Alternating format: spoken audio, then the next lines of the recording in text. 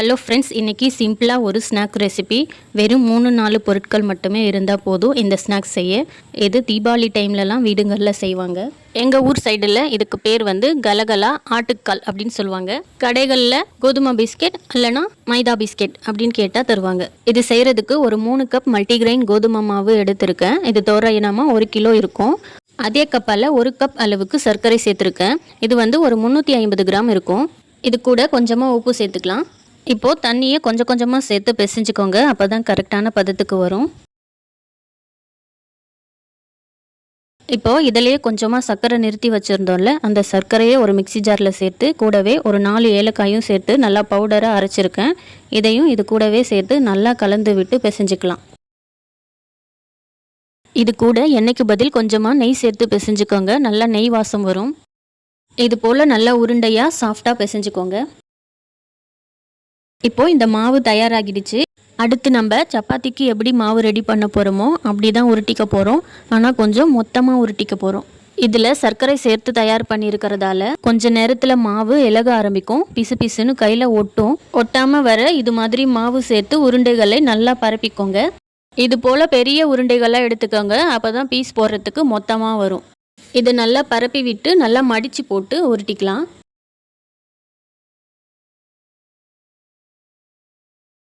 இதை இப்படி நல்லா பரப்பிட்டு 4 பக்கமும் கத்தி வச்சு ஓரங்களை வெட்டி எடுத்துக்கலாம். இந்த மாதிரி வெட்டி எடுத்த ஓரங்களை அடுத்து நம்ம உருண்டைகளாக உருட்டுவோம்ல, அந்த மாவு கூட சேர்த்து உருட்டிக்கலாம்.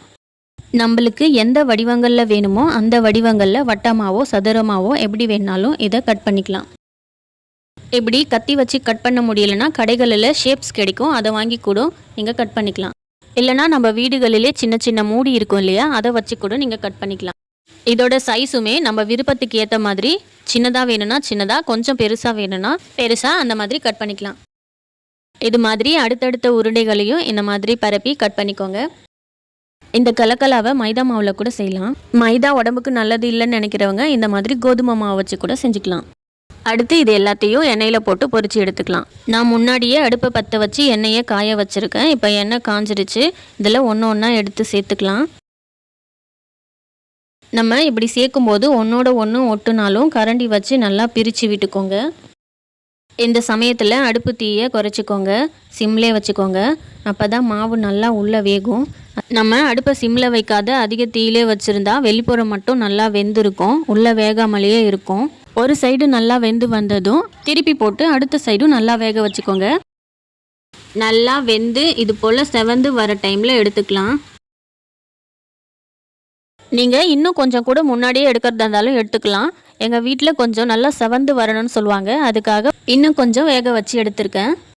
இப்போது இதை நல்லா எண்ணெய் இல்லாமல் வடித்து எடுத்துக்கோங்க. இது நல்லா ஆறணும். ஆறின பிறகு சாப்பிட்டா தான் நல்லாயிருக்கும். ஆறுறதுக்கு முன்னாடி சாப்பிட்டா கொஞ்சம் சவுக்குன்னு இருக்கும்.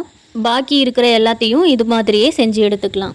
அவ்வளோதாங்க. ஈவினிங் டைமில் ஸ்கூல் விட்டு வர பசங்களுக்கு இப்படி செஞ்சு கொடுத்தா நல்லா சாப்பிடுவாங்க. இது செய்கிறதுக்கும் ரொம்பவே சுலபமாக இருக்கும். கண்டிப்பாக உங்கள் குழந்தைங்களுக்கு இதை செஞ்சு கொடுங்க, நல்லா இருக்குன்னு பாராட்டுவாங்க.